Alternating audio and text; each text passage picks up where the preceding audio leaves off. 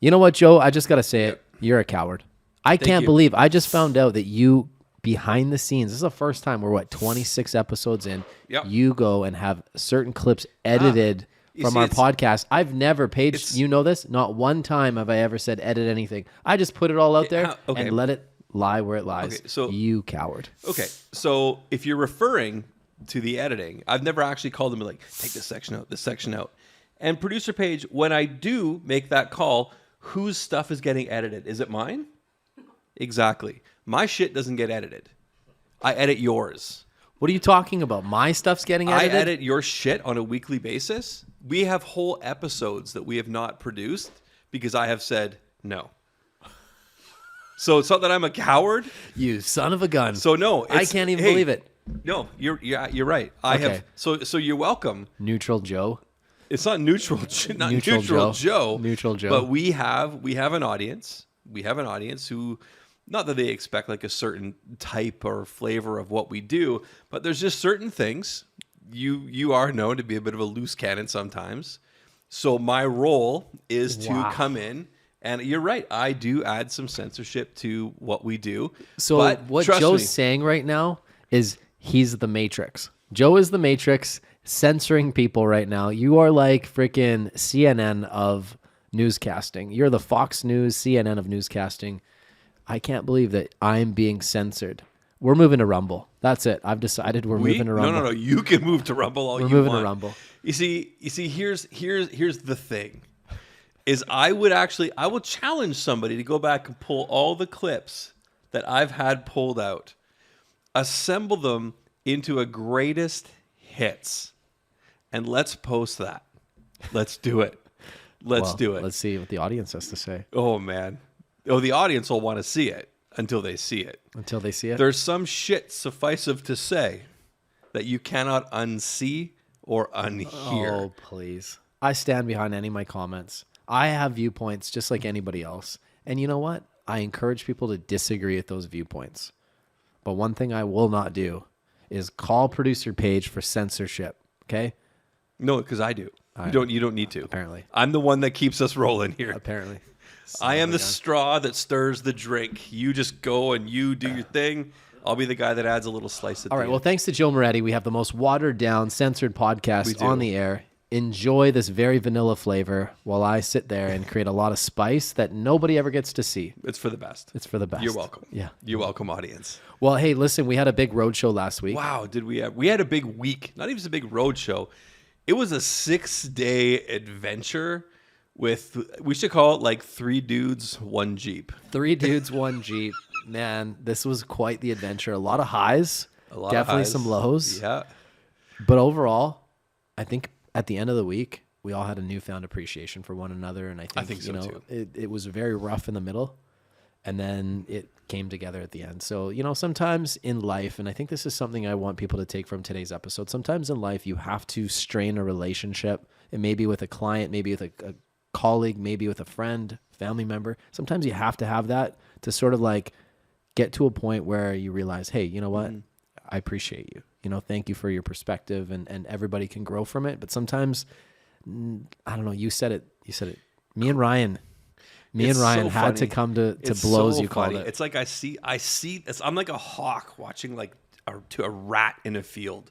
I know if it's going to go left, I know if it's going to go right, and I'm just on it. I can, certain parts of relationships I can just see. And I am a firm believer in this one statement: crises precipitates change. So sometimes you need to go into crises mode so that you can understand what you need to change and tweak so you don't end back there at a separate occasion, which is what we had. And yeah, we were driving back from Kelowna, and I just said, boys, one of 2 things is about to happen. You two either need to get into a shirts-off fight, or you need to hug and kiss. And that almost happened, by the way. Both. So let's play this. Let's play this out. On Monday. No, it started on Sunday. It started on Sunday. It started Sunday. You picked me up at 6:30 in the morning, and it had started by about 10 o'clock. We got off the ferry, and shit started popping off. You asked a very simple question. What was the question? Can you hit me with some open-ended questions, Ryan? Oh, in the car. Oh man, that's where it started. Oh yeah. So don't you trust me? You know what? Let's. Hey, what do we say, producer Ryan? Let's paint the picture. Let's paint the Paint the picture. Ryan knows how to paint pictures now really well. He's going to be an artist. He's the next Picasso. He is. So, needless to say, I take a lot of pride in our craft and what we do, and I have high expectations of myself, but I have high expectations of those around me. Sometimes people around me don't live up to those expectations, and so I'm hard on them. Very hard on them. And, if I ask you 3 open-ended questions and then you're like, I'm stumped after 3, you're probably going to get lit up by me if you're part of our sales department. And so that's what happened. I was a little disappointed and, it started there. Then it led to the next day. We decided to go out on a boat. We invited some guests. Ryan decided to shotgun some White Claws. And Hey-alls? What are they called? White Claws. We literally Joe and I poured our hearts out facilitating an event live in front of people. And one of the things that we talked about was elevator pitches. We talked about the importance of it and everything else.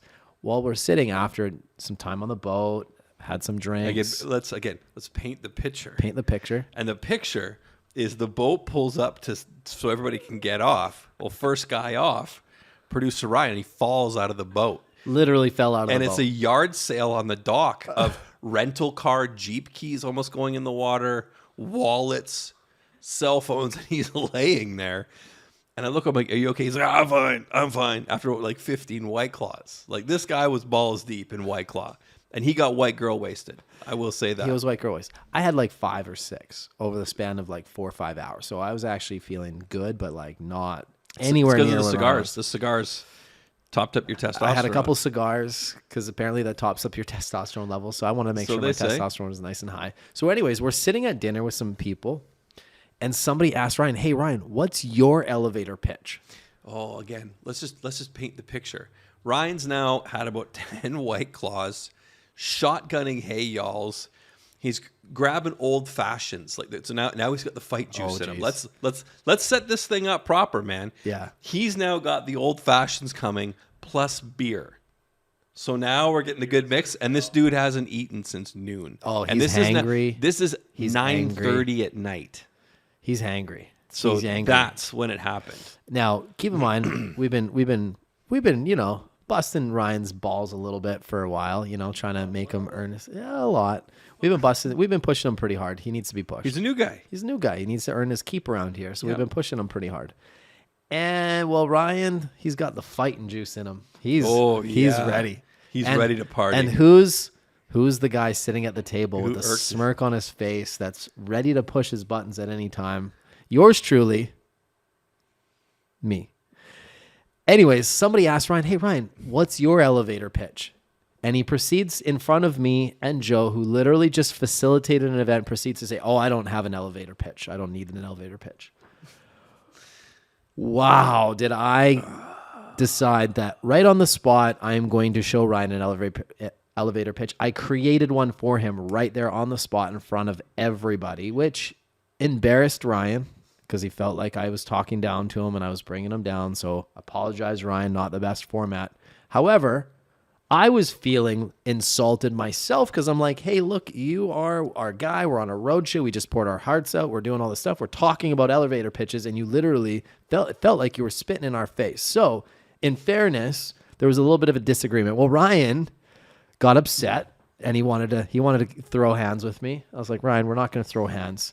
He got angry. Joe's like, hey, we should go home. So Joe brought him home. Ryan paid the bill. Thank you, Ryan. Still one of the best. It's a $500 bill for some half-ass pizza.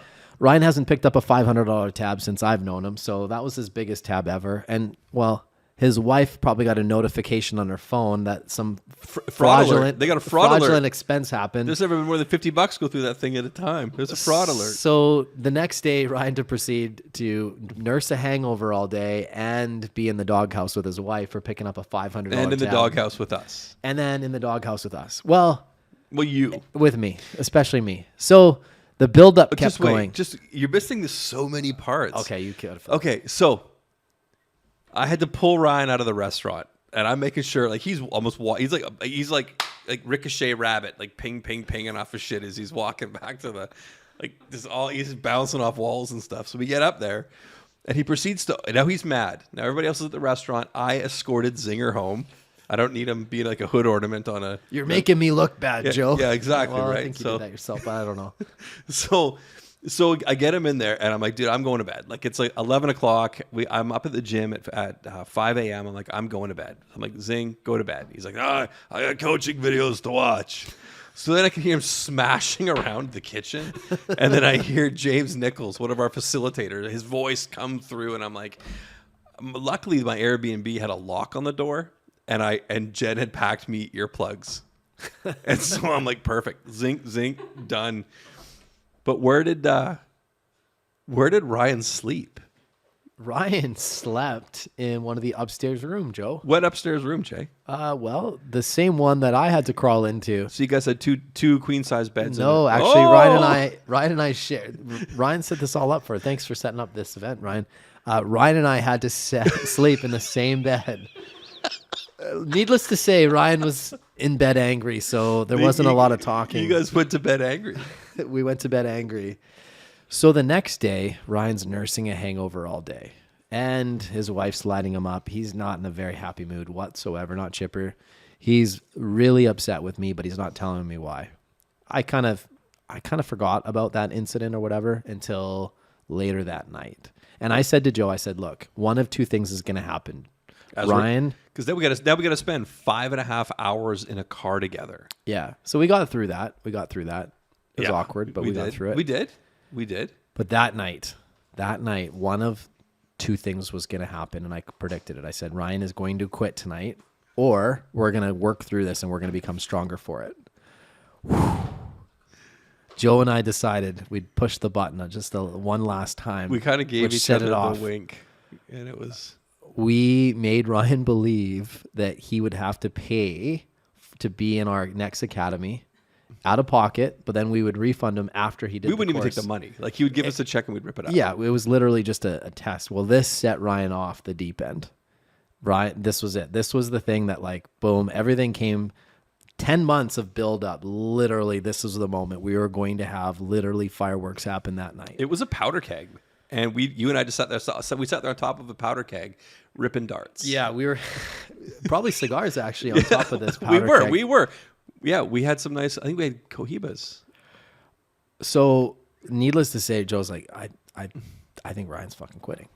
I'm like, I don't know. So, anyways, I was like, well, Joe, you got to go up there and you got to go talk to him. Go talk to him and maybe arrange that me and him have a conversation one-on-one. Before he quits. Don't let him quit yet. Like, just let me and him have a conversation. Because I knew you and I we needed to have a conversation. Man to man, we needed to get eye to eye. Well, I'll spare the details, but Ryan and I had a really good, heartfelt conversation. He really brought some things into perspective for me. I think I was able to do the same thing for him. And the truth is, like, Ryan's one of my really good friends. He's like a brother to me. I love this guy. I really do. I genuinely think Ryan's an amazing guy. He's an amazing father. One of the best fathers that I know. This guy is seriously stand up. If you need somebody to come help you with moving something, setting up something, Ryan's always been that guy that'll be there for you. And he is a good, amazing human being. Him and I really had a good moment. It was tense. It was 2 hours. It was 2 hours. But like, Ryan, honestly, thank you. Thank you for giving me that opportunity for us to talk. It really meant a lot. I have a newfound respect for you, and I respected you a lot, but I think you and I just needed to get that out and just like be able to move past that. I respect you.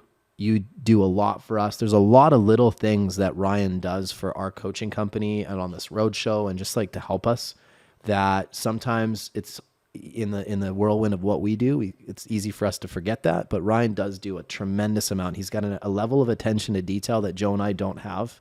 He has a great vision and he has high standards himself in certain things. And so what we've agreed to is that, you know what? If we ever have a situation where we don't see eye to eye on something, we're going to pull each other's side. Hey, do you mind if I have a conversation with you? Can I just give you my thoughts? Because one thing with Ryan, he actually does take feedback very well. You do. But the biggest thing is like, please don't do it in front of people. And that's fair. I wouldn't like to be put on the spot in front of people, right? So I think looking back, how I could have dealt with that situation. Number one, let's eliminate the alcohol. So Ryan's decided he's not going to. It's funny. I eliminated that. I was the only one. Joe was the only one because the week prior he was in Mex with his family, drunk every night. That's and a whole trust other us, podcast. We got those messages. Anyway, so don't act like you're Videos. a saint. Hey, but I'm Saint just saying Joe. work trips, man. Saint Joe over Saint here. Joe work Saint trip. Joe. Saint Joseph. Yeah, St. Jude's Hospital is more like it. What? I don't know. That's the only thing I can think of. Saint Joseph. Almost. Yeah, Ryan, I almost ended up in the hospital. Ryan's got a big freaking hammer for a fist. Rumors are something else too, but I don't know. That's what I've heard from Ryan's younger days. No position to confirm or deny. I can't confirm or deny. I don't know. But bottom line is, what I would do differently, Ryan, is I would have pulled you aside and I would say, hey, man, just so you know, when you said X in front of people that we literally just poured our hearts to, it made me feel like you didn't respect and value what we were teaching. It was not the best reflection on us and what we're trying to do.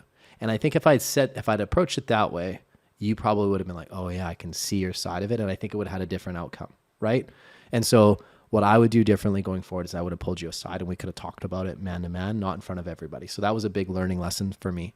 Another thing that Ryan really brought to my attention, because there's so many moving parts and there's so many big things that we're trying to do, that sometimes it's easy for me to forget to do the little things with the people that I value and care about, and then, maybe at times I'm not as empathetic as I should be because I'm so busy doing a lot of other things.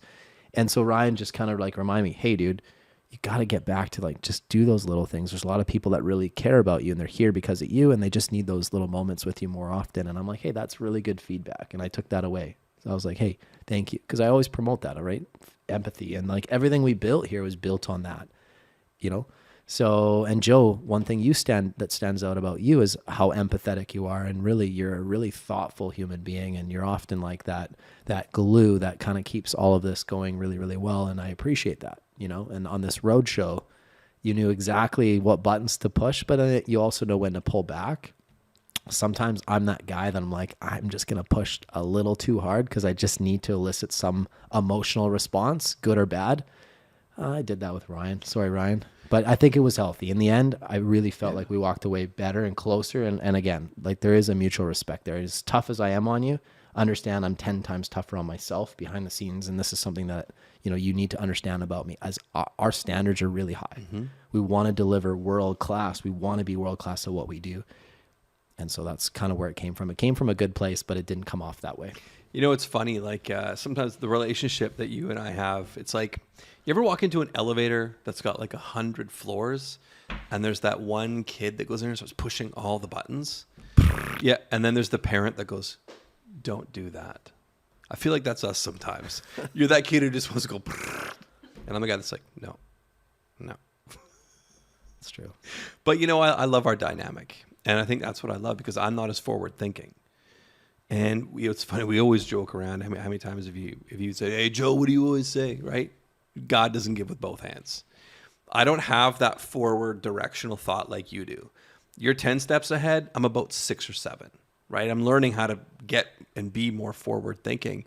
But my gift is just like, a lot of times it's just sort of like calming a situation down, making sure everybody's listened, all voices are heard, everybody's happy, everybody's healthy, and everybody moves forward together, which is great. But I think at the same time, you really need to have those scary conversations.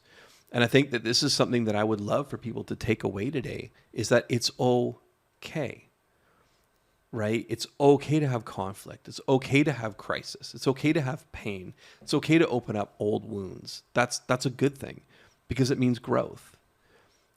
Growth isn't always forward, but it leans forward, right? Nobody usually goes backwards when you're trying to grow.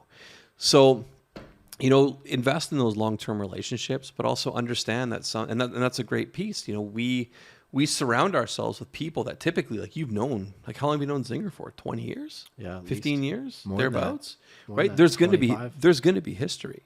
You and I, when we started doing this, we didn't have history. Like there were no old war stories. You didn't wrong me a lifetime ago. So we had it easy. And sometimes I never wronged you. Well, I'm just saying, but that's the thing. You may not know. Well, I apparently did on this trip, and I did. I did. I embarrassed them. But the point is when you surround yourself with people that you've been around for years and years, you bring one element of baggage and they bring a different element, right? And it's very important that you understand their perspective. Well, how do you understand perspective? Well, you lead with empathy. So in this case, I believe empathy did fuel a connection where there was maybe a slight divide. And I think that divide is easily bridged. I love the direction that we're going. I mean, at the end, we're all like hugging each other. It was like that fucking movie, Stand By Me. We had a Stand By Me moment, man. We went there, we saw the dead body and turned around. We're better friends for it. We took that friendship to the edge, man. Like Thelma and Louise. Oh, man, it was an emotional roller coaster, but it was good. It was good. Great. I thought it was really helpful. And I think it was important, Ryan, for you to have that outlet to be able to just let it out and just say what you had to say. And like, I really tried to listen to what you had to say in that moment too. And I appreciated it. You know, you gave me some gifts there, and I always seek feedback as an opportunity. Somebody's giving you a gift. I love feedback. Take it away, right? Take it away, and you owe it to yourself and that person to process it, reflect on it. And then, you know what, from that, you could probably be better. And I think we live in a world now where people would rather be lied to than told the hard truth. And I think the best gift you can do sometimes is tell somebody the hard truth, not the lie, just to make them comfortable, because I don't want to hurt your feelings. Mm-hmm. You know, Ryan had to say some things that I didn't want to hear, but I needed to hear, and I actually appreciated. And vice versa. I said some things too that you probably didn't want to hear, but needed to hear. And at the end of the day, I think we're better friends for it. So, you know, moral of the story is, are you avoiding serious conversations with people because you're afraid to hurt somebody's feelings?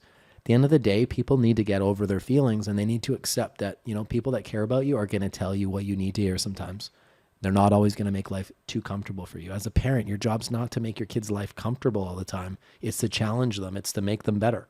As a leader, your job is to help make people's lives better, and sometimes that means challenging them.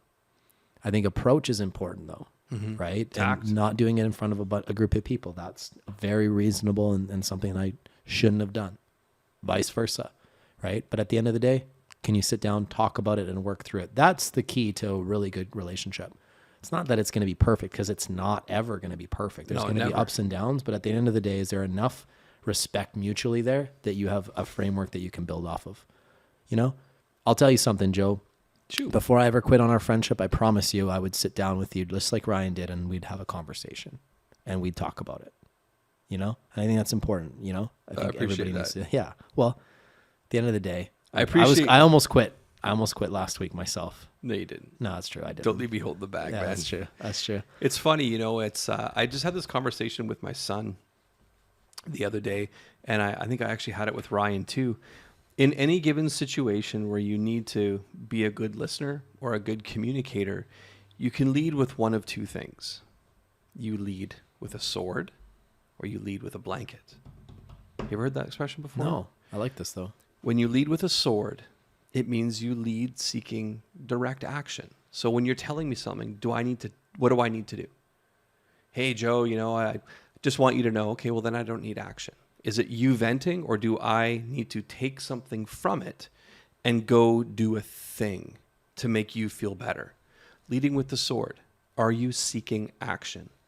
Now, in some cases, you're seeking comfort, and you're seeking I just need somebody to listen to me.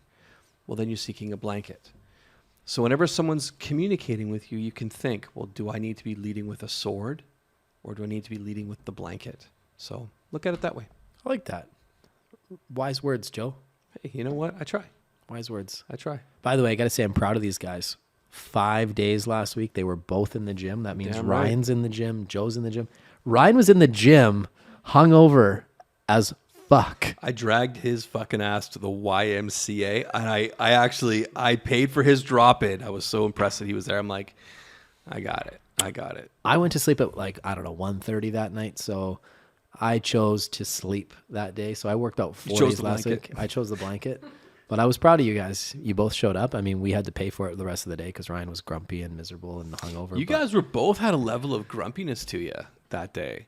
And I'm just like, well, I'm not drinking, so I'm feeling great. You felt great. I felt great. You know, it's so funny. The week before, though.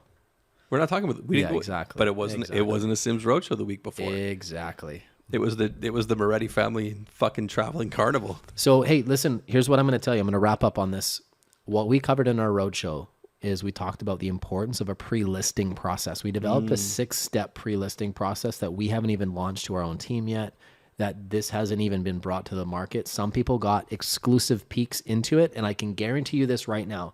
If anybody that was there implements this, they will see a noticeable difference in the amount of business that they generate off every listing. Systematically broke it down. We've spent hundreds of hours. I did a lot of beta research with certain coaching students in different elements to create this 6-step process. Really proud of it. If it's something that you guys are interested in learning about, send us a message, send us a DM. We'll happily send it to you, actually.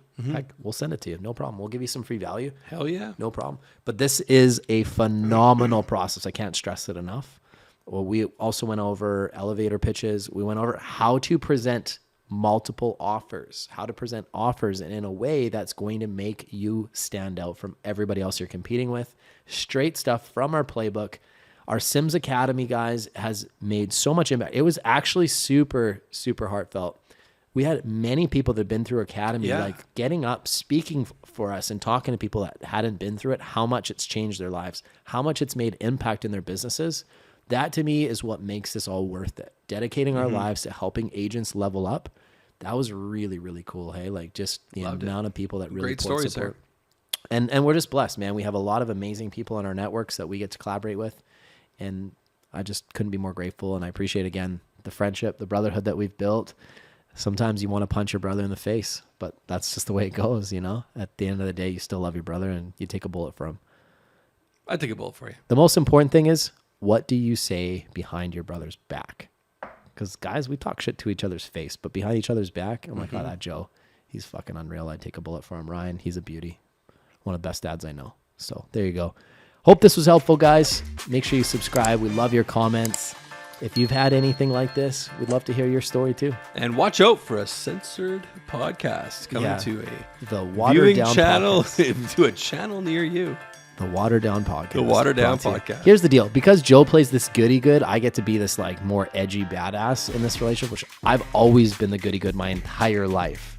Like literally, while Joe was out freaking partying in his 20s, living like a degenerate, I was out like building careers and all this stuff to be in this position. So it's kind of nice for me to kind of be that edgy one because I never got to play that role.